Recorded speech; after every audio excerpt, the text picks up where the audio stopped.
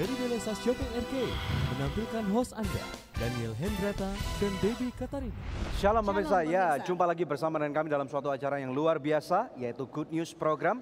Bersama dengan saya, Daniel Hendrata dan juga istri saya, Debbie Katarina. Senang sekali bisa menjumpai pemirsa sekalian, baik yang ada di rumah maupun yang ada di Belesa Shopping Arcade. Ya pemirsa sekalian, jangan lupa bahwa Good News Program senantiasa dapat Anda lihat di website kami yang ada di www.anugrah.net. Di mana, Deb? www.anugrah.net. Dan kapanpun acara ini berlangsung, bila ada di antara pemirsa yang memerlukan bantuan doa atau konseling, jangan pernah ragu menghubungi kami di nomor-nomor telepon yang tertera di layar kaca pemirsa sekalian. Ya pemirsa sekalian, bahwa kita tahu pada waktu kita lahir di muka bumi, kita tidak bisa memilih kita dilahirkan di negara mana, di keluarga mana, di suku bangsa mana, termasuk jenis kelamin kita. Ya, hari ini kita akan membahas satu topik yang sangat menarik, yaitu apa, Deb? Manhood and fatherhood. Jadi bagaimana menjadi seorang pria dan bagaimana menjadi seorang bapak yang baik tentunya. Betul, ya kita tahu bahwa seperti yang tadi saya katakan, menjadi laki-laki ataupun perempuan itu adalah kehendak Tuhan. Tetapi pada waktu Tuhan sudah menentukan kita untuk menjadi seorang laki-laki, khususnya pada hari ini, ya kita tahu bahwa di dalam kehidupan kita tentunya problema, pergumulan, tantangan kehidupan ini begitu banyak pemirsa sekalian. Jadi apabila Anda tahu bahwa Anda mengerti atau Anda tahu bahwa program yang akan kami tayangkan ini menjadi berkat buat Anda, hubungi keluarga Anda, teman-teman Anda untuk dapat segera menyaksikan Good News Program episode hari ini. Ya, kami akan menampilkan narasumber hari ini yaitu Bapak Santoso Suratso. Tetapi sebelum kita akan berbincang-bincang dengan dia, mari terlebih dahulu kita saksikan satu tayangan video klip yang berikut ini.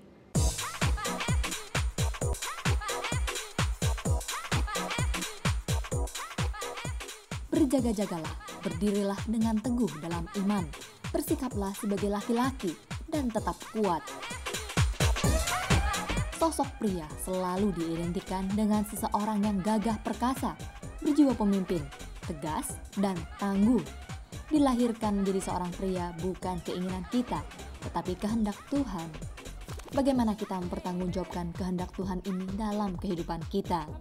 Menjadikan Tuhan sebagai acuan hidup dan mengutamakan Tuhan di atas segala-galanya dapat memperlengkapi seorang pria untuk memimpin dalam usaha atau pekerjaannya, rumah tangga, bahkan sebagai acuan bagi generasi penerusnya, yaitu anak-anaknya. Seperti sosok pria satu ini, seorang pengusaha, suami, dan ayah dari dua putri, Stevina dan Jessica. Santoso Suratso, suami dari Steli Linan, tergolong sukses menempatkan dirinya sebagai suami dan ayah dari anak-anaknya. Apa kiat-kiatnya? Mari kita ikuti perbincangan Good News berikut ini.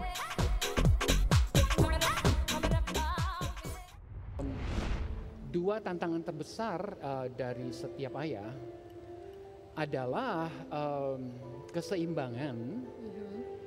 Satu dari faktor pekerjaan, yaitu finansial, keuangan secara fisikal. Dan dua adalah keuangan secara spiritual.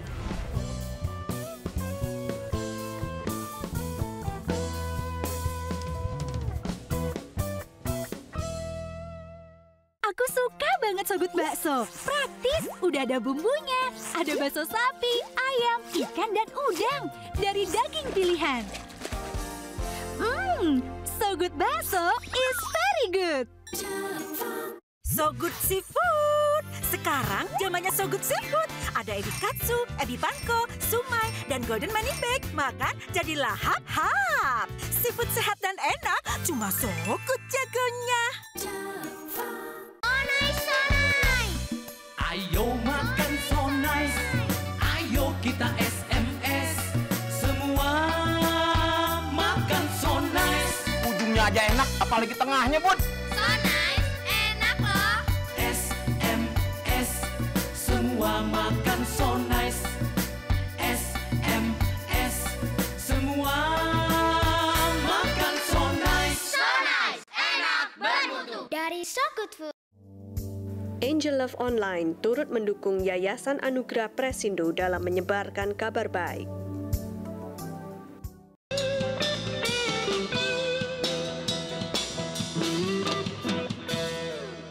Ada seorang hamba Tuhan yang mengatakan, kalau engkau mau menghancurkan suatu bangsa, maka hancurkan kaum prianya.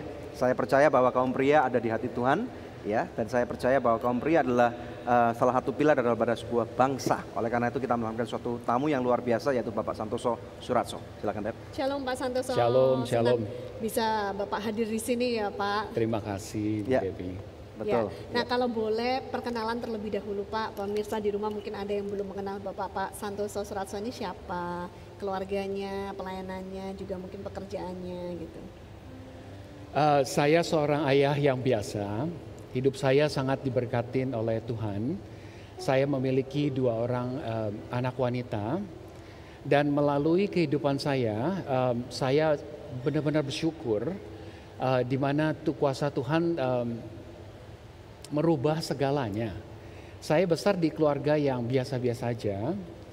Cuma dalam kehidupan saya begitu saya mengenal Tuhan sekitar 8 tahun yang lalu, 9 tahun yang lalu, saya bisa ngelihat kuantum kehidupan saya itu berbeda bagaikan luar biasa. Sebagai contoh, anak saya yang pertama tuh diterima di Yale University. Wow. Yale University sangat luar biasa. Ya. Malah banyak teman yang berkata masuknya aja lebih susah daripada Harvard. Wow. Dan untuk seorang Indonesia itu luar biasa berkat yang besar dari Tuhan yang maha baik gitu loh. Jadi pada saat Tuhan menyentuh kita sebagai seorang ayah luar biasa. Dan oleh karena gitu saya benar-benar memiliki keinginan untuk bisa bersaksi ataupun sharing sebagai seorang ayah, sebagai seorang suami dan juga sebagai seorang pengusaha mungkin bisa menjadi berkat untuk beberapa teman-teman di luar sana. Bisa ceritakan tentang istri Bapak? Ya, istri saya Linan, istri yang saya sangat cintain. Puji Tuhan. Saya ketemu dia sudah hampir 24 tahun yang lalu. Wow. Ya, di Amerika Serikat dan pada saat dia datang, saya udah tahu, wah ini bakalan jodoh saya. So love at first sight. Taunya dari mana tuh? Kebetulan saya di Amerika itu adalah bagian penerimaan murid. Oh, oke. Ya, jadi setiap screening dulu dong. Betul. Masuk Permias maksudnya? Permias atau di ORU-nya? Enggak, di luar itu. Jadi setiap murid Indonesia yang datang ke sana, saya bantu urus, saya screening, dia punya resume, dia punya background, dan begitu saya ngelihat foto Sally Linan istri saya, dan juga pendidikannya Singapura, saya langsung berkata haleluya. Oke, somebody very familiar gitu Tuhan. ya. Ini grade triple A ini berarti. Dan dengan rahmat Tuhan yang maha baik, dan sejak itu ya pada saat itu juga, dan dia menjadi istri saya setelah 7 tahun pacaran. Ya. Oke, berarti sekarang menikahnya udah berapa tahun nih? Sekarang 24 tahun. 24 tahun udah married. Betul. Oke, so next year is a silver anniversary. Ya betul. Wow, rencananya apa nih? Mau cruise atau mau apa atau mau sesuatu yang belum tahu? Oke, good. Nanti kita bawa dalam doa. Pak Santoso, kita hari ini berbicara tentang manhood and fatherhood ya. Nah kalau kita bicara tentang seorang pria, biasanya apalagi seorang suami pria yang sudah berkeluarga ya, itu pasti mempunyai suatu kewajiban, yaitu tanggung jawabnya untuk menjadi tulang punggung dari keluarga, untuk mencari nafkah. Tantangannya pasti banyak. Dalam hal ini bisakah Bapak jelaskan tantangan-tantangan yang dihadapi oleh pria-pria dewasa ini? Iya. Pada awalnya memang sangat membingungkan, karena untuk menjadi seorang ayah bukanlah suatu pekerjaan yang mudah. Cuma saya mengerti bahwa dalam dunia ini Tuhan memberi hikmat itu adalah dunia yang dualitas. Jadi banyak sekali itu ada kanan kiri, atas bawah, tinggi pendek, besar kecil, dan juga banyak yang lainnya. Karena kalau tanpa kiri kita mau ngomong ini kanannya dari apa gitu loh. Jadi banyak sekali kalau kita ngelihat dari kacamata dualitas, hal itu akan menjadi sedikit lebih mudah gitu loh, maksud saya gitu loh. Pada saat saya sadar itu, 2 tantangan terbesar dari setiap ayah adalah keseimbangan. Satu dari faktor pekerjaan, yaitu finansial, keuangan secara fisikal. Dan 2 adalah keuangan secara spiritual. Keuangan secara spiritual? Ya, kenapa saya katakan begitu? Maksudnya gimana itu Pak? Ya, keuangan secara spiritual. Begini, karena saya juga sadar setiap kali saya baca Alkitab, yang Yesus cari itu berkali-kali adalah faith ataupun iman. Ya. Di mana iman adalah berkali-kali yang dicari. Di mana imanmu? Di mana imanmu? Saya nggak pernah melihat iman sebesar ini misalnya. Betul. Ya, ya. Jadi tanpa iman, sering suatu hubungan kita dengan Tuhan Yesus itu susah sekali untuk nyambung. Dengan kata lain, kalau kita tidak ada iman, kita hampir tidak kelihatan di depan Yesus Kristus gitu loh. Nah, jadi ini hanya pendapat saya. Tentu tidak biblical, sama sekali tidak biblical. Ini hanya pendapat saya. Yaitu bahwa kita tuh penting sekali juga di pihak spiritual itu untuk kaya sekali. Jadi kaya secara rohani. Maksudnya kaya secara jadi harus berimbang dengan lah. cara memandang seperti kita harus bisa kaya dan berhasil di dunia yang nyata. Jadi zaman sekarang menurut Bapak ada tuntutan untuk kita menjadi istilahnya diberkati secara moneter dan diberkati secara rohani. Ya, karena kalau enggak, saya juga banyak lihat teman-teman yang mana mungkin secara fisikal uangnya banyak di bank, tapi secara spiritual saya ngomong bangkrut loh. Ya betul, moralnya hancur ya. Moralnya hancur, benar-benar mungkin bank account-nya di sini kembali lagi ini hanya kata-kata saya, ilustrasi saya. Bank account-nya mungkin 0 kali di sini, maksud saya begitu. Nah, jadi dualitas mengizinkan ngelihat kita dari kacamata dua-duanya, agar kita untuk bisa kaya secara fisikal, Tuhan berkati, dan saat yang bersamaan juga kaya secara spiritual. Oke. Ya, kita akan lanjut setelah break ya Pak.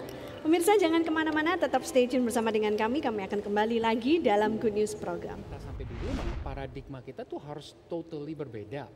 Karena Tuhan minta kita sebagai pelayan terhadap istri dan anak-anak kita. Dalam arti we have to serve.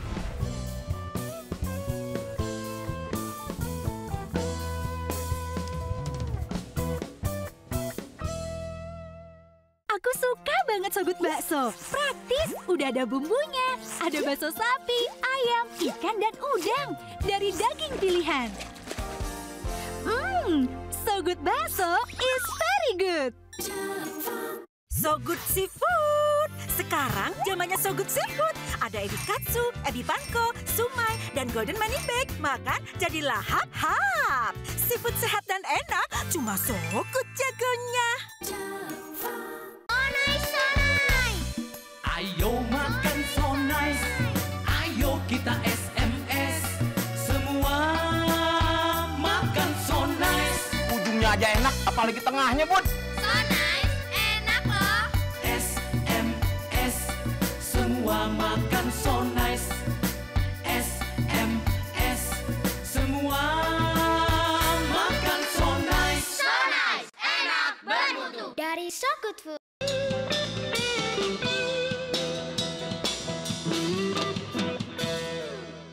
Anda sedang menyaksikan Good News Program. Hari ini topik kita adalah manhood and fatherhood.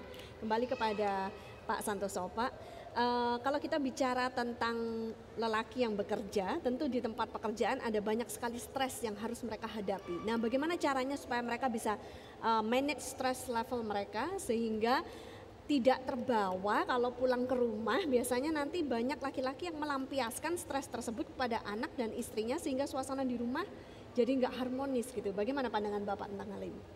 Ya, itu betul. Pendapat saya adalah kita harus memisahkan secara keputusan bahwa yang di kantor dan yang di rumah itu tidak sama. Di kantor mungkin dengan mudah kita menginstruksikan staf kita untuk melakukan pekerjaan-pekerjaan yang harus dituntaskan. Namun pada saat kita sampai di rumah, paradigma kita tuh harus totally berbeda. Karena Tuhan minta kita sebagai pelayan terhadap istri dan anak-anak kita. Dalam arti we have to serve. Our leadership depends on the level how much we serve into the family. Jadi salah satu yang saya kerjakan adalah untuk menciptakan landing ground. Kalau semua kita bayangkan kita naik kapal terbang, pada saat kita mendarat kan kapal terbang tidak bisa langsung begini. Kita memerlukan landasan gitu, di mana kita memerlukan jarak begitu. Bila memang pekerjaannya memiliki stres yang luar biasa tinggi, ada baiknya dengan kesadaran ini begitu sampai rumah jangan langsung masuk rumah. Bagaimana mungkin jalan kaki keliling rumah satu kali mungkin begitu, dan berkomitmen mengambil keputusan bahwa yang di kantor tidak boleh kita lampiaskan ke rumah. Karena dengan kesadaran itu sendiri, saya yakin kita bisa merubah paradigma kita. Karena landing ground adalah di mana tuh kita cooling down, a statement of faith bahwa I'm not gonna bring apapun yang di kantor itu ke rumah. Ya. Begitu. Tadi Bapak mention sesuatu yang interesting. Bapak berkata bahwa di rumah tugas Bapak adalah untuk melayani istri dan anak-anak. Nah, banyak laki-laki yang mungkin berpikir sebaliknya, kalau di rumah dia minta dilayani oleh istri dan anak-anaknya. Nah, bisa Bapak jelaskan lebih lanjut? Iya, itu satu-satunya yang berbeda antara kantor sama rumah. Oke. Menurut pendapat saya, dengan komitmen itu bukan berarti begitu sampai rumah 100% kita melayani. Alih fungsi. Ya, karena kalau hati kita melayani, saya tetap yakin kita nggak secara fisikal langsung pulang langsung nyuci piring atau gitu. Enggak, kebanyakan kerjaan itu telah diselesaikan oleh istri ataupun pembantu rumah tangga maksudnya itu loh. Tapi spirit melayani Jadi itu. hatinya, ini berbicara masalah hati ya? Ya, lebih maksud saya adalah komunikasi, mendengarkan. Karena salah satu yang paling sering pada saat seorang suami sampai di rumah, istri itu sangat excited. Maksudnya suaminya pulang dan langsung ngobrol, tahu gak Pak, tadi gini. Ya, contohnya itu adalah benar-benar yang sangat common dan bukan pendek, malah sering panjang lebar disampaikan. Nah, jadi spirit melayani adalah benar-benar adalah siap untuk mendengarkan. Karena istri juga memiliki stres loh, bukan hanya seorang suami jadi yang stresnya memiliki mau dilimpahkan ke suami, suaminya juga mau dibagikan stresnya kepada istrinya. Betul. Karena instruksi kita jelas sebagai seorang ayah adalah salah satunya adalah sebagai pelayan firman. Artinya bagaimana kita bisa melayani kalau kita mendengar aja tidak loh. Gitu. Tapi masalahnya gini Pak, tadi kan bicara masalah stres sedikit nih. Bagi pengusaha seperti yang Bapak lakukan mungkin you have a landing ground. Ada fase-fase di mana Anda bisa cool down, kemudian muter-muter rumah atau apapun juga. Lagi-lagi kalau kita tinggal di Jakarta muter rumah sekali 1 jam ini nggak bisa pulang. Atau yang kedua kelas pekerja nih, udah didamprat habis-habisan oleh si bos di kantor, udah dihancur-hancurin gitu ya. Sampai rumah ini dia nggak mungkin berani marah sama bos gitu kan. Sampai rumah istilahnya anak-anaknya ini dan itu, kemudian didampret habis-habisan anaknya, ini gimana kalau misalnya seperti itu? Iyalah, salah satunya adalah ya untuk bawa balik ke dalam Tuhan. Karena Tuhan kita lebih besar daripada problem ataupun stres kita. Termasuk lebih besar daripada bosnya ya? Absolutely, menurut pendapat saya. Kalau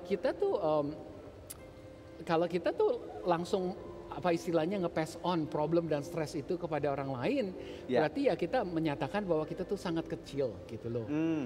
Bayangkan apa yang Tuhan kerjakan gitu loh. Setelah difitnah, disuruh mikul salib, sampai dibunuh, maksud saya begitu. Itu nggak lebih stres maksud saya daripada hanya pekerjaan kantor. Betul. Coba ngelihat yang lebih besar pada saat kita Mungkin stres. landing ground-nya Ngelihat yang lebih besar. Mungkin landing ground-nya bisa juga kalau pulang ke rumah masuk ke sebuah kamar dulu untuk berdoa, untuk itu bagus sekali menurunkan segala macam tensi bagus sebelum sekali, kemudian keluar kembali untuk berbaur dengan istri dan anak-anak seperti itu ya Pak ya. Iya, saya rasa itu luar biasa baik sekali karena dengan komunikasi, dengan sharing dan berkata sejujurnya bahwa Bu, saya barusan bermasalah di kantor. Contohnya saya memiliki kasus-kasus ini, boleh kita berdoa bersama-sama, boleh doakan untuk masalah kita. Itu akan malah membawa keluarga lebih dekat. Bersatu kembali bersatu gitu kembali, ya. malah jadi bisa saling mengerti ya. Istri mengerti bebannya suami, suami juga mengerti bebannya istri, mereka saling share gitu ya. Betul, karena pada saat seorang suami begitu, malah seorang istri itu dilengkapin karena dia mendengar bahwa suaminya itu membutuhkan istrinya. Begitu, pada saat suaminya malah tidak berlaku seolah-olah sempurna begitu. Jadi suami-suami harus mau istilahnya bukan hanya cool down tapi istilahnya buka jati diri yang asli, pulang ke rumah tunjukkan kepada istrinya I'm only a human being gitu ya. Saya cuma manusia biasa yang baru aja dihabisin sama si bos nih atau sama klien gitu ya. And I need your help gitu ya. Saya rasa nasihat itu sangat baik. Oke, dan kita berserah kepada Tuhan. Pemirsa sekalian, ini sesuatu yang menarik. Menjadi laki-laki bukan pilihan tetapi keputusan yang kita ambil sebagai seorang laki-laki. Ini adalah suatu pilihan yang dapat Anda buat. Apapun masalah yang Anda punya, serahkan kepada Tuhan. Ini konklusi daripada diskusi kita fase awal visual nih Pak ya. Di layar televisi Anda ada nomor-nomor telepon yang Anda dapat hubungi sekarang juga. Anda bisa kirim SMS kepada kami, bisa kirim email atau call kami. Akan ada konselor-konselor yang akan membantu Anda, berdoa bagi Anda karena Tuhan kita besar kuasanya. Jangan kemana-mana, stay tune di Good News program. You're the way, the truth, and the life. I can see the smile on your face. Every time I come to your embrace, it draws me closer to you. Shalom pemirsa, terima kasih atas kesetiaan Anda menyaksikan Good News program selama ini. Kami mengajak pemirsa sekalian untuk menjadi partner dari Anugerah Ministries agar kita dapat menyebarkan kabar baik bersama-sama. Anda dapat menghubungi kami di nomor-nomor telepon yang tertera di layar kaca atau memberikan taburan Anda di rekening yang berikut ini. Untuk setiap taburan yang Anda berikan, Anda memastikan kelangsungan Good News program dan juga program-program sosial kami lainnya. Kami percaya taburan Anda berada di ladang yang subur dan akan membuahkan banyak hasil bagi pekerjaan Tuhan. Tuhan Yesus memberkati.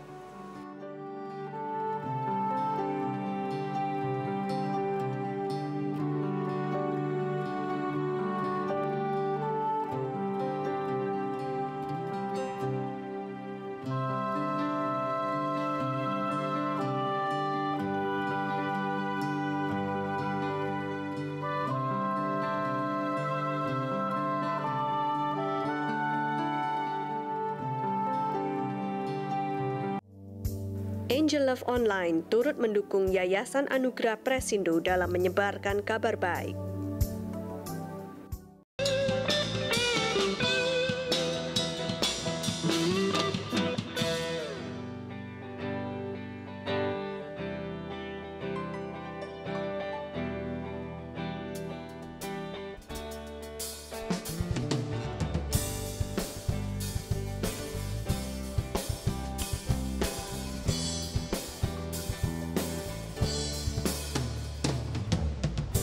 Every time I see in your eyes, I can see your waves of mercy. Every time I think of your grace, it draws me deeper in you.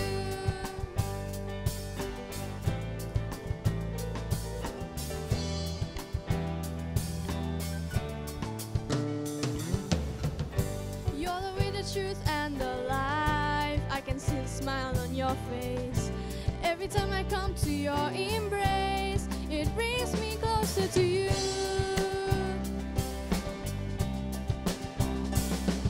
'Cause you are our Savior, our Father. You died for our sins on the cross.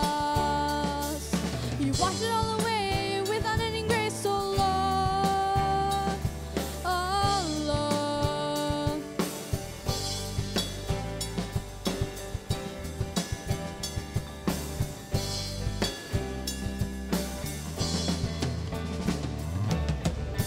Every time I see in your eyes, I can see your waves of mercy. Every time I think of your grace, it brings me deeper in you.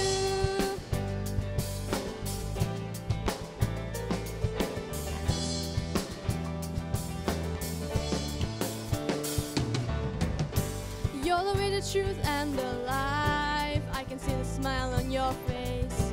Every time I come to your embrace, it draws me closer to you.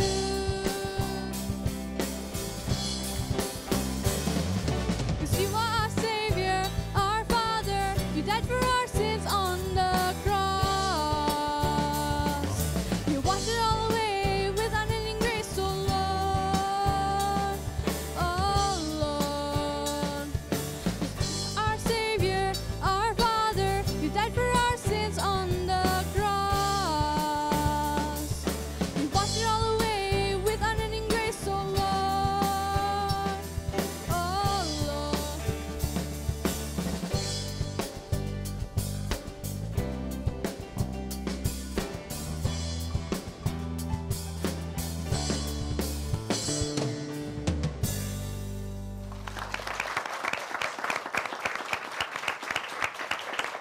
Oke, Angelin, Katarina, Hendrata. Oke. Ya, Angelin Katarina Hendrata, anak dari Pastor Daniel dan saya sendiri ya. Luar biasa Angel, gimana So thumbs up for perasaannya? you. Thank you, praise the Lord. Ya, so gimana rasanya Angelin finally bisa terlibat dalam pembuatan album ini and this is your first album? Rasanya sih quite overwhelming, lumayan susah buat albumnya. Susahnya gimana coba ceritakan? Susah waktu recordingnya. Oh, karena? Bisa elaborate nggak? Susahnya kayak apa? Susahnya itu kalau bikin album, suaranya itu harus pas, it has to be perfect. Jadi kalau ada salah, pasti harus diulang gitu. Ya, nah untuk pemirsa ketahui lagu yang dibawakan oleh Angelin tadi berjudul You Are dan lagu ini dikarang sendiri oleh Angelin dan temannya Jesselyn Kalista Chandra ya. Oke, gimana Angelin pengalamannya bisa compose this song by yourself bersama dengan teman kamu itu? Ya, jadi teman saya itu dia lumayan suka ngarang-ngarang lagu sendiri, tapi dia nggak bisa main musik. Aku pernah coba mengarang lagu sendiri tapi nggak bisa, soalnya kata-katanya nggak keluar, tapi aku bisa main musik. Jadi dia buat lagunya, terus aku yang ngarang melodinya.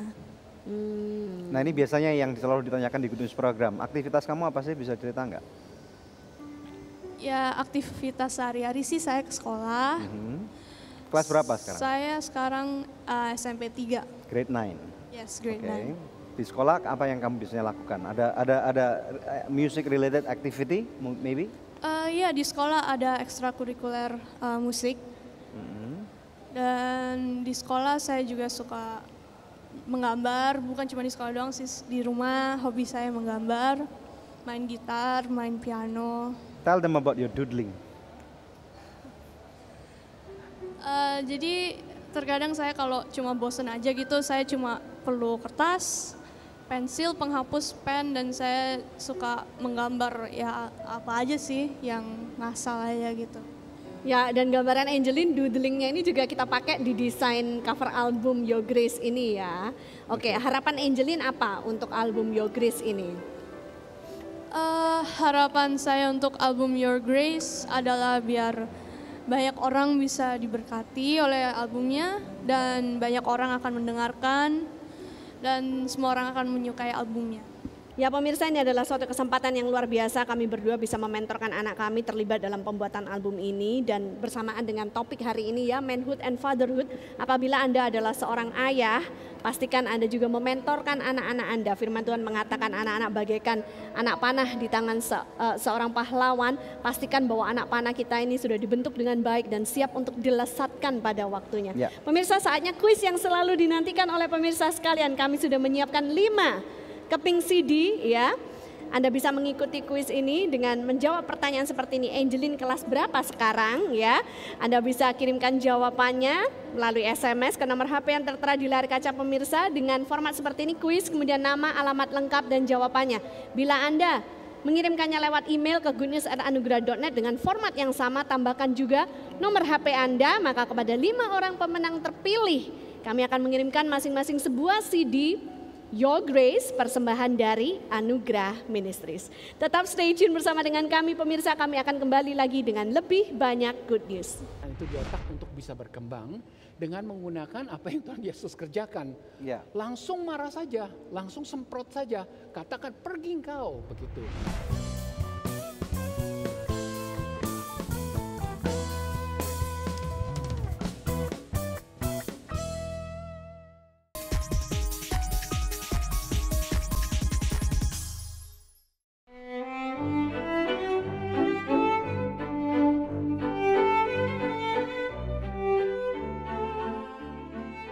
Tahun ajaran 2013 sampai 2014 telah usai. Puji Tuhan, semua anak-anak beasiswa Adikku Sayang naik kelas dengan prestasi yang baik. Beberapa dari mereka bahkan juara 1 dan 2 di kelasnya.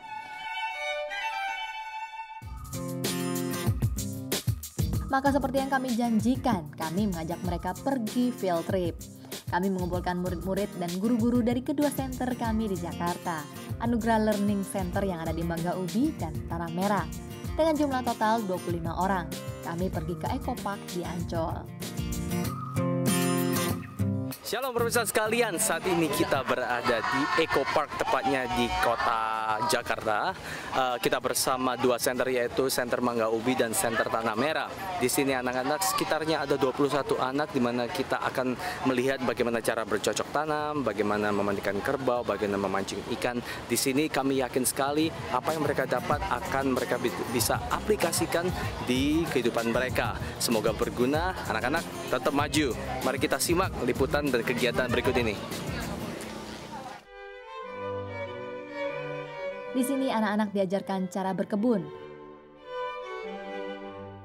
Bagaimana membajak ladang, membuat kebun organik, dan memanfaatkan lahan yang sedikit. Berikutnya mereka belajar membuat keramik, berternak, kelinci, kambing, sapi, dan bebek. Kami juga mengajak mereka melihat rumah energi matahari dan rumah lebah.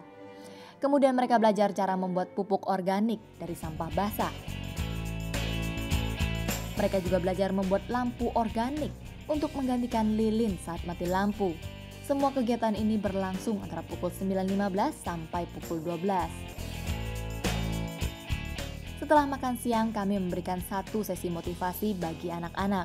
Brian Hendrata, ketua Adikku Sayang, memotivasi anak-anak untuk terus bersinar bagaikan bintang-bintang. Lalu kami membagikan tas dan peralatan sekolah baru kepada mereka. Foto bersama dan acara bebas jalan-jalan di Eco Park sampai pukul 15.30. Semua anak-anak Adikku Sayang sangat senang dapat bergabung dalam field trip kali ini karena dapat memperluas wawasan mereka.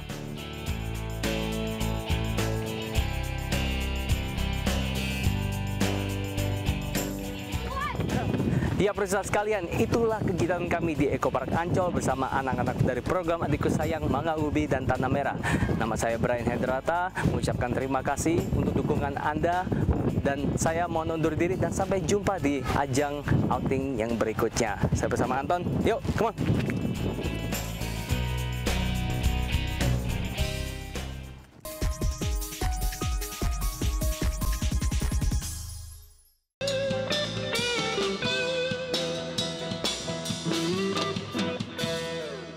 Anda masih menyaksikan Good News program, topik kita hari ini Manhood and Fatherhood. Langsung kembali kepada Pak Santoso. Pak, di call center kami itu setiap bulan banyak sekali kami menerima pergumulan doa, orang-orang yang minta didoakan atau konseling. Nah, banyak sekali kami jumpai kasus-kasus di mana keluarga-keluarga ini mengalami masalah yang disebabkan oleh perselingkuhan.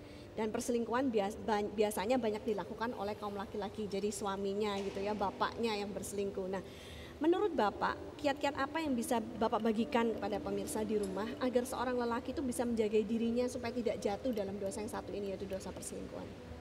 Ya, betul. Itu adalah salah satu yang paling berat yang sering digunakan iblis untuk menyerang laki-laki. Saya ingat sekali suatu cerita di Alkitab di mana pada saat Tuhan Yesus balik ke temple, dan tempelnya itu digunakan untuk money changers. Ya. Dan Tuhan Yesus pada saat itu marah-marah. Itu salah satu kejadian di mana Tuhan Yesus marah-marah begitu. Jadi hikmat yang saya dapatkan adalah kemarahan boleh digunakan pada saat yang tepat. Sedih sekali kadang-kadang seorang pria itu marah-marah terhadap orang yang salah. Contohnya ibu di rumah, istri di rumah, ataupun anak-anak. Nah, dalam kasus perselingkuhan ini, saya merekomendasikan apabila contohnya ada kesempatan yang salah, di mana tuh seorang ayah dalam situasi yang demikian. Contohnya kejadian yang saya pernah dengar adalah seorang pengusaha itu sering di lobby. Dan lobby artinya pengusaha lain tuh mengirim seorang escort wanita, woman, ya? escort woman, dan escort woman yang dikirim juga sangat high end mungkin. Iya, karena ini talking about premium class lah ya. Betul, ya, jadi dalam kasus begitu yang mana bisa membawa diri pendekatannya dan juga kata-katanya. Dan ini tentu sangat bahaya sekali. Nah, cara yang paling benar adalah untuk tidak mengizinkan sama sekali bibit negatif ataupun kemungkinan itu di otak untuk bisa berkembang dengan menggunakan apa yang Tuhan Yesus kerjakan. Ya. Langsung marah saja, langsung semprot saja, katakan pergi engkau, begitu. Bapak pernah ngalamin ini Pak, dalam let's say your personal life, maksudnya Bapak adalah pengusaha kelas internasional, berurusan dengan berbagai macam pihak dan orang-orang yang aneh-aneh misalnya. Jawabannya pernah. Dan itu malah cukup common sekali, sekali. Pada saat Anda ngelobi bisnis network, itu sering kejadian itu sering sekali. Dan jadi harus mengambil keputusan di depan sebelum kejadian itu berkembang untuk lebih lanjut. Jadi langsung menyatakan sikap, saya tidak mau yang seperti ini. Ya. Gitu jadi jangan bilang saya coba dulu gitu ya. Siapa tahu saya kuat gitu, siapa tahu saya bisa gitu. Iya. Karena dalam bagaimanapun dualitas itu artinya ada sebab dan akibat. Alkitab berkata manisnya seperti madu, tapi pahitnya nanti akan seperti empedu. Jadi kita nggak bisa mengambil suatu keputusan tanpa menyadarkan konsekuensi dari keputusan itu. Pahit seperti pedu itu artinya bukan terhadap diri kita sendiri, tetapi terhadap keluarga kita, terhadap istri, anak-anak. Itu merupakan suatu penghancuran yang luar biasa. Namun demikian Pak, kita juga mau fair gitu. Kita nggak bisa cuma menyalahkan saja pada saat seorang pria atau seorang suami berselingkuh. Apakah ada peran yang bisa dimainkan oleh istri untuk membantu suaminya supaya jangan sampai jatuh dalam dosa tersebut? Saya nggak bisa jawab yang itu. Kalau misalnya gini deh, atau himbaukan kepada para istri bagaimana harus bersikap gitu supaya atau suaminya. Misalnya seperti ini, kalau misalnya let's say ada seorang suami nih ya, seorang pengusaha sangat berhasil, kemudian dia habis dilobi habis-habisan nih oleh perempuan yang tidak baik atau yang dikirim oleh musuhnya atau perusahaan yang ingin menaklukkan dia. Nah, tetapi dia menolak nih, Nah, menurut Bapak, apakah si suami ini pada waktu pulang harus menceritakan masalah ini kepada istrinya atau diam saja?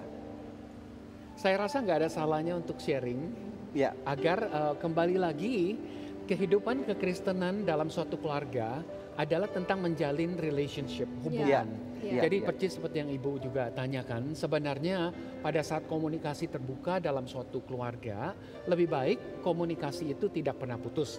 Jadi dalam kasus ada cobaan, walaupun seperti itu ya, menurut pendapat saya lebih baik. Nah mungkin ini kita tanya istri saya deh. Kalau misalnya kamu menghadapi situasi seperti itu, as a woman, what do you say? Maksudnya bagaimana? Kalau misalnya suami kamu, which is me, gitu ya. Kemudian dicoba, tapi nggak jatuh nih, tapi kemudian pulang, honey, this is what happened gitu. There was a very fine lady trying to approach me, and then but I said get out gitu. What do you say gitu ya? That's right. Kalau dalam keluarga kami Pak, kami sudah mempunyai satu perjanjian yang tidak tertulis. Jadi kapanpun kalau suami saya harus bertemu dengan seseorang, ya make an appointment. Kalau bertemu dengan wanita ya, maka dia akan pasti mengajak saya gitu. Apalagi kalau bertemu sama pasangan suami istri, dia pasti akan ngajak saya gitu. Jadi itu mungkin bisa dibagikan ke pemirsa yang ada di rumah, merupakan suatu langkah cerdas untuk melindungi keluarga kita supaya jangankan jatuh dalam pencobaan, tapi tidak mengizinkan pencobaan itu terjadi. Gitu. Iya. Saya rasa itu salah satu yang baik. Saya rasa kita juga perlu mengerti nih pemirsa sekalian, bagaimana caranya supaya kita avoid ada ranjau-ranjau yang ada di depan kita gitu. Jadi jangan mau supaya ranjaunya datang ke kita, tetapi hindari dulu, pakai GPS dulu misalnya gitu. Oke, pemirsa sekalian, ini menarik sekali ya. Jadi untuk kaum pria yang di luar sana, saya tahu bahwa saya juga laki-laki, ini ada 2 laki-laki yang Tuhan sedang pakai nih dalam acara Good News Program untuk berbicara kepada Anda. Kita manusia nggak ada orang yang rentan gitu. Siapapun Anda, apakah hamba Tuhan, pengusaha besar atau kaum pekerja, we are all the same. Kita semua laki-laki dan Tuhan punya rencana dalam kehidupan kita. Jangan kemana-mana, masih ada beberapa segmen lagi yang akan memberkati kehidupan Anda dalam Good News Program. Hubungan pada saat trust itu hilang, maka hubungannya telah hilang. Hubungan dibentuk berdasarkan kepercayaan.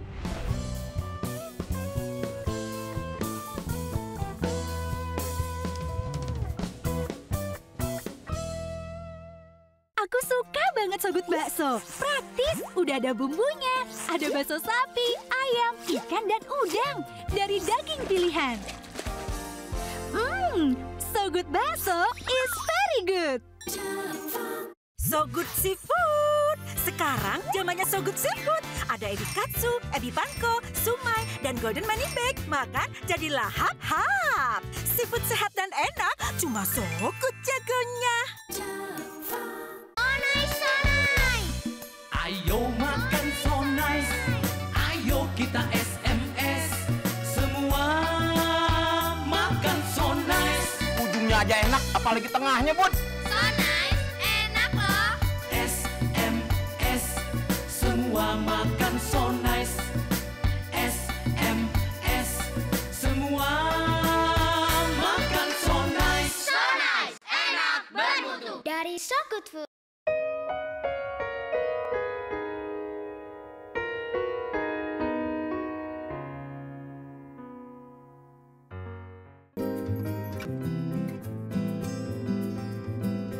Mereka ini adalah anak-anak bangsa, dan di dalam diri mereka ada potensi yang sangat luar biasa. Tapi mereka penuh dengan kekurangan dan mereka butuh bantuan Anda. Ayo, ikut Kak Jo. Ayo.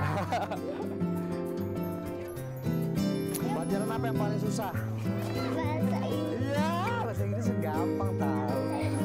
Oh apa? Bisa. Sungguh adik-adik ini membutuhkan sesuatu yang terbaik dan saya salut sekali dengan program Adikku Sayang yang pastinya akan memberikan dampak yang terbaik buat mereka. Adik-adik harus belajar yang rajin ya supaya cita-cita kalian tercapai dan Kak Jo yakin suatu saat nanti kalian akan menjadi orang yang sangat berguna bagi nusa dan bangsa. Tapi Kak, kadang kami tidak bisa bayar uang SPP. Jangan takut, pokoknya mulai hari ini semua keperluan sekolah kalian akan ditanggung, akan dipenuhi oleh program Adikku Sayang. Yang penting kalian rajin belajar ya.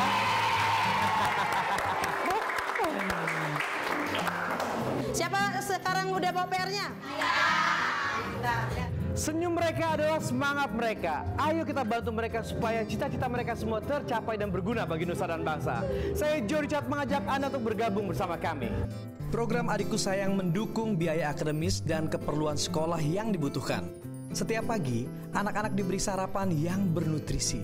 Dan sore harinya, Anugerah Learning Center memberikan bimbingan belajar 3 kali dalam seminggu. Di musim liburan, kami mengadakan Edu Wisata dan Family Day. Kunjungi website kami di www.anugrah.net. Adikku Sayang, persembahan dari Anugerah Ministries.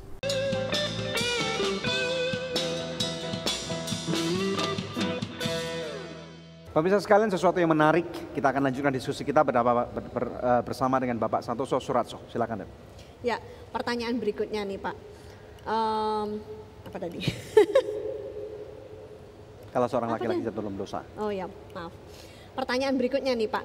Kalau seandainya ada seorang laki-laki atau suami yang sudah terlanjur jatuh ke dalam dosa, dalam hal ini dosa perselingkuhan, apa yang harus dia lakukan supaya bisa dipulihkan dan kemudian juga bisa terjadi rekonsiliasi sama istrinya dan anak-anaknya? Itu suatu situasi yang berat sekali menurut saya. Tapi bersyukur kita memiliki Tuhan yang luar biasa baik. Pendapat saya adalah untuk secara pribadi harus mengambil keputusan untuk repent dulu. Repent secara pribadi. Gak akan ada orang lain yang bisa memaksa seseorang ayah untuk berubah bila dia sendiri belum repent kepada Tuhan Yesus dan berkata bahwa aku benar-benar telah bersalah, aku benar-benar telah berdosa dan aku repent bahasa Indonesianya bertobat secara penuh dan berani berlutut dan mengeluarkan air mata tanpa disuruh orang, mengaku kepada Tuhan Yesus bahwa saya minta maaf. Pernah nggak Bapak melihat contoh-contoh kasus di mana orang-orang yang mungkin Bapak pernah layani atau konselingin teman-teman kah mungkin yang mengalami pemulihan sedemikian rupa sampai keluarganya dipulihkan secara Tuhan dengan cara yang luar biasa gitu? Iya, sebenarnya pernah dan melalui proses repent yaitu benar-benar mengaku kepada Tuhan, itu baru semuanya bisa bermulai dari situ, baru keluarganya bisa dipulihkan. Nggak bisa ke istri dulu, nggak bisa ke anak-anak dulu. Oh ya, jadi ke Tuhan dulu ke Tuhan dulu. Beres dulu di hadapan Tuhan. Kita settle dulu, beres di hadapan Tuhan. Dan juga baru kita bawa pembina seperti melalui pendeta dan demikian baru dengan keluarga. Jadi hidup mereka harus dibangun ulang gitu Pak ya? Itu proses suatu yang susah sekali karena hubungan pada saat trust itu hilang, maka hubungannya telah hilang. Hubungan dibentuk berdasarkan kepercayaan. Dan pada saat kepercayaan itu hilang karena suaminya melakukan perselingkuhan, maka hubungan suami istri itu telah broken, menjadi patah dan pecah. Nah, oleh karena begitu, ya setelah repent dan mendapat kekuatan Tuhan, harus siap-siap untuk membangun kembali. Dan itu tidak akan mudah kalau istrinya acuh, cuek. Itu ya harus siap-siap maksudnya. Dan harus membuktikan diri baik seminggu, sebulan, setahun ataupun 5 tahun. Jadi itu adalah suatu decision yang tidak Ya. tidak bisa mundur. Gitu. Nah sekarang kalau mengambil dari sisi wanitanya Pak, biasanya wanita yang sudah dikhianati pasti kan tidak akan mudah untuk mengampuni. Meskipun firman Tuhan bilang ampunilah, tapi bagaimanapun juga memori bahwa pernah dikhianati itu akan terbawa gitu ya. Dalam contoh kasus beberapa wanita berkata, aduh aku kayaknya kalau dipegang sama suamiku merasa jijik gitu. Nah itu bagaimana Pak penyelesaiannya Pak? Ya, saya rasa proses keajaiban Tuhan akan bekerja dan waktu bisa memecahkan masalah. Cuma waktu tanpa pembinaan dan kedamaian dari Tuhan itu tidak akan mungkin. Jadi Bapak mengusulkan biarkan waktu bekerja, selain itu punya suatu pembinaan dari mentor-mentor rohani begitu ya Pak? Saya rasa penting sekali untuk mendapat pembinaan dari gembala, dari pendeta dan dari pembina yang benar-benar bisa memberikan nasihat dan juga memerlukan proses waktu. Seperti saya katakan, pada saat trustnya hilang, trustnya harus dibangun kembali. Tidak mungkin tidak gitu loh. Itu bagaikan harus dideposito ulang, harus melalui proses itu, tidak ada shortcut. Oke, puji Tuhan. Nah kalau misalnya hubungan dengan anak-anak nih Pak, ya apa yang Bapak lakukan supaya hubungan Bapak dengan anak-anak, terutama Bapak punya 2 anak perempuan yang beranjak dewasa gitu ya, bagaimana caranya yang bisa diberikan kepada para pemirsa kita supaya anak-anak ini terus istilahnya bisa look up to you gitu. What do you do? Ya, anak-anak setiap hari sebenarnya memperhatikan apa yang ayah kerjakan. Setiap hari mereka setiap ya. Tentu kita tidak bertanggung jawab untuk mengambil keputusan untuk mereka, itu akan melemahkan mereka. Tapi kita bertanggung jawab untuk mengizinkan mereka melihat apa keputusan yang kita ambil. Karena anak-anak tidak selalu mendengarkan apa yang kita bilangin, tapi selalu melihat apa yang kita kerjakan setiap harinya. Tentu sebagai seorang ayah mencintai seorang istri, merayu seorang istri, mengasihi seorang istri, memuji seorang istri, itu banyak sekali merupakan suatu konfirmasi sebagai dalam kasus saya 2 anak putri ini untuk mendapat suatu modeling bagaimana idealnya seorang pria harus memperlakukan seorang wanita.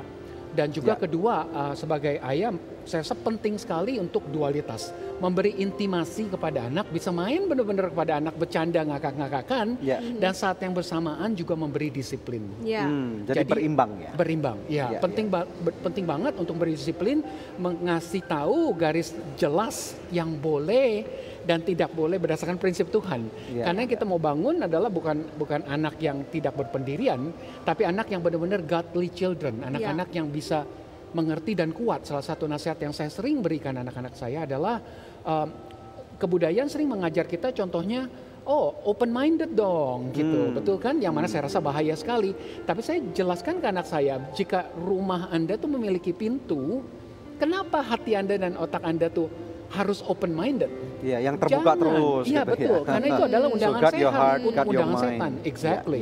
Padahal sebaliknya, saya rasa penting sekali setiap anak-anak malah harus memiliki pintu di otak dan hatinya dengan kemampuan untuk menyaring informasi apa yang masuk ke dalam mereka setiap hari, setiap saat, dan setiap detik ya. Fatherhood and manhood. Yes, luar biasa. Nah pemirsa, sebelum kita take a break, saya rindu membacakan satu doa yang sudah terjawab ya dari seorang pemirsa kita yang sudah bertobat, tapi kemudian sakit tak kunjung sembuh ya. Setelah kami doakan, dia mengirimkan SMS kembali dan berkata, Shalom, terpujilah nama Tuhan dan terima kasih kepada Good News yang sudah membantu saya dalam doa sehingga saya sudah sembuh dari penyakit tumor hidung.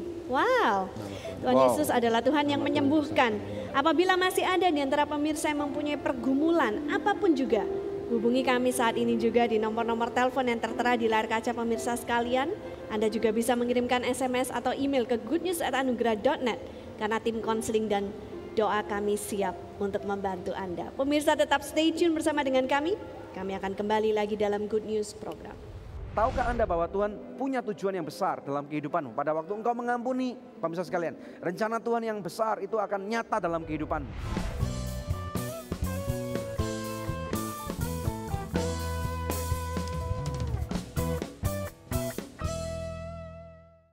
Shalom pemirsa, terima kasih atas kesetiaan Anda menyaksikan Good News program selama ini. Kami mengajak pemirsa sekalian untuk menjadi partner dari Anugerah Ministries agar kita dapat menyebarkan kabar baik bersama-sama. Anda dapat menghubungi kami di nomor-nomor telepon yang tertera di layar kaca atau memberikan taburan Anda di rekening yang berikut ini. Untuk setiap taburan yang Anda berikan, Anda memastikan kelangsungan Good News program dan juga program-program sosial kami lainnya. Kami percaya taburan Anda berada di ladang yang subur dan akan membuahkan banyak hasil bagi pekerjaan Tuhan. Tuhan Yesus memberkati.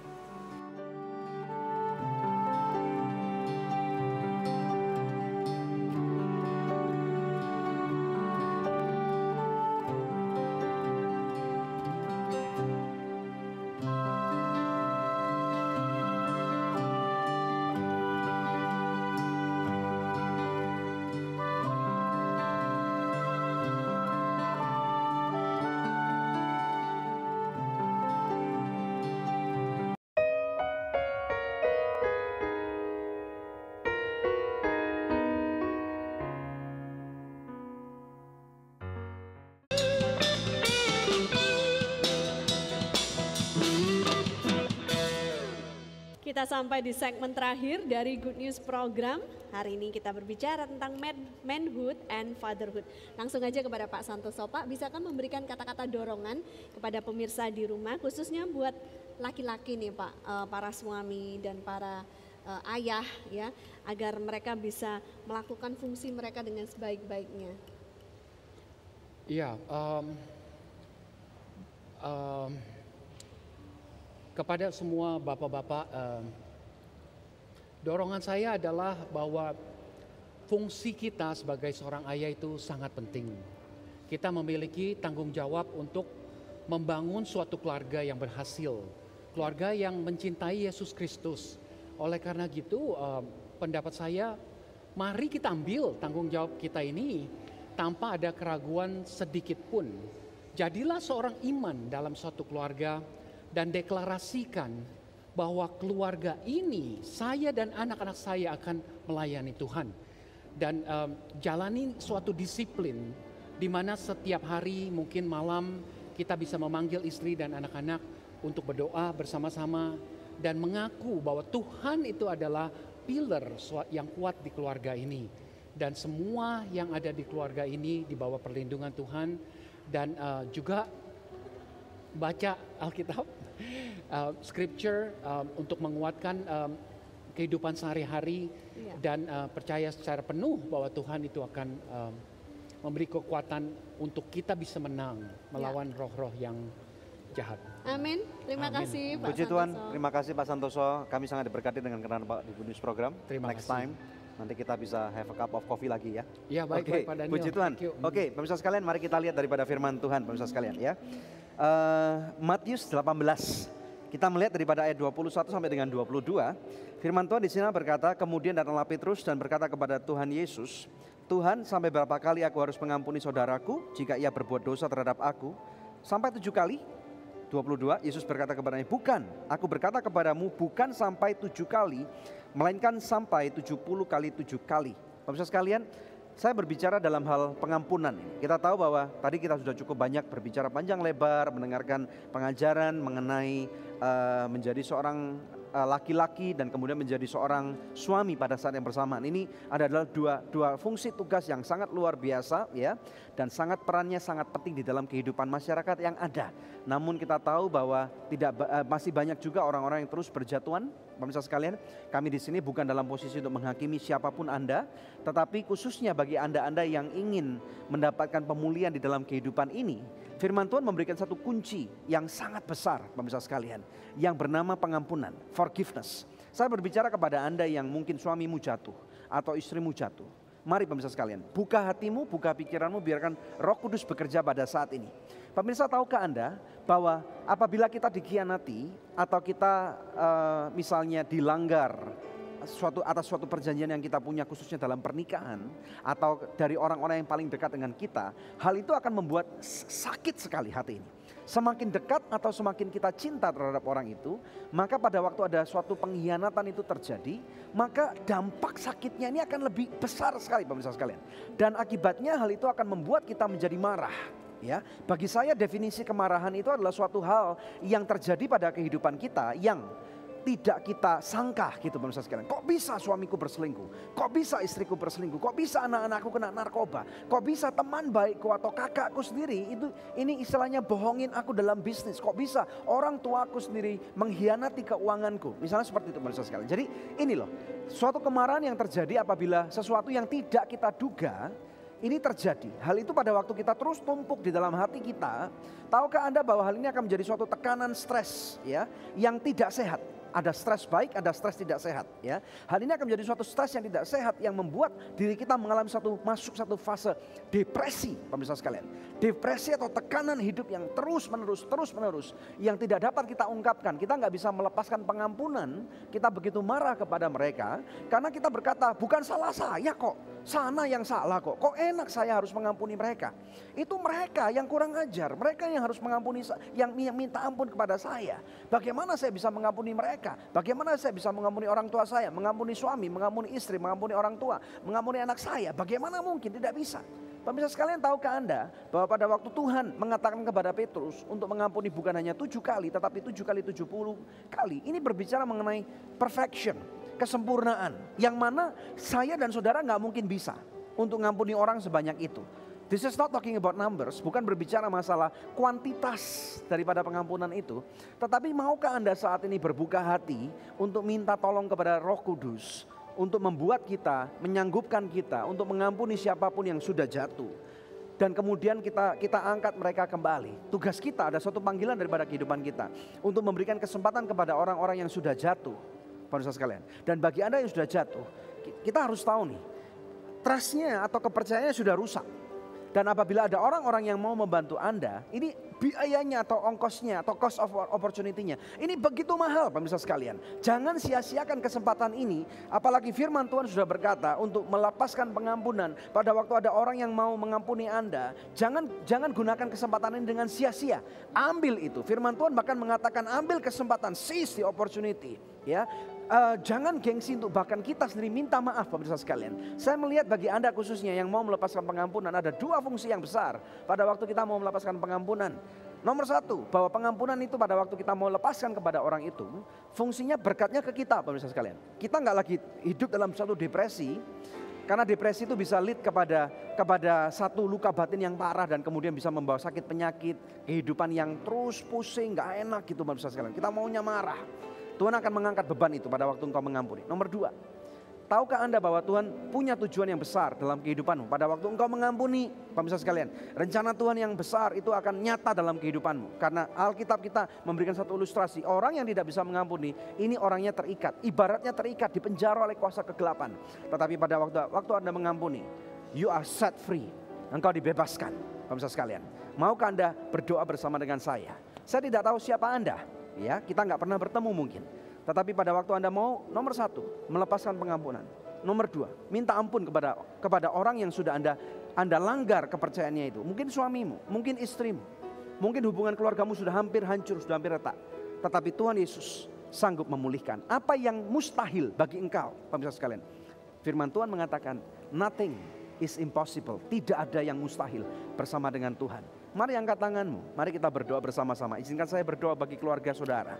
Bapa, di dalam nama Tuhan Yesus Kristus, kami mau berdoa khususnya untuk setiap keluarga yang menyaksikan acara Good News program ini. Mereka yang sudah saling tidak bisa mengampuni, mereka yang sudah saling terluka, Bapa. Tuhan, lawat mereka dengan kasih-Mu, Bapa. Engkau peluk mereka, Tuhan. Peluk mereka. Engkau Bapa yang baik. Engkau yang sanggup memulihkan keluarga mereka. Di dalam nama Yesus, saudara yang mau mengampuni, katakan bersama dengan saya, Tuhan Yesus, aku tidak mampu Tuhan, tetapi Engkau mampukan aku. Aku mau mengampuni orang yang bersalah kepadaku. Saudara bisa sebutkan siapa nama mereka. Mungkin suami, mungkin istri, mungkin anak saudara, mungkin orang tua saudara. Aku mau mengampuni mereka Tuhan. Aku mau melepaskan pengampunan bukan dengan kuat dan gagahku, tetapi dengan kuasa Roh. Aku ampuni kamu. Aku ampuni kamu.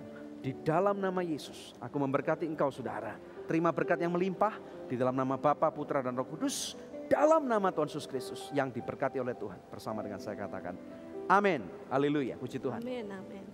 Ya pemirsa, terima kasih atas kebersamaan kita selama 1 jam ini. Tiba saatnya kami harus pamit undur dari hadapan pemirsa sekalian. Tapi kami akan menjumpai pemirsa lagi pekan yang akan datang di hari, jam, dan stasiun televisi yang sama. Ya. Saya Dewi Katarina bersama dengan suami saya. Daniel Hendrata, jangan lupa untuk selalu cek ke website kami yang ada di www.anugrah.net ya. Banyak sekali hal yang dapat kita lakukan bersama-sama. Terima kasih atas setiap dukungan, setiap support kepada siapapun Anda. Terima kasih, Tuhan Yesus, Tuhan Yesus memberkati.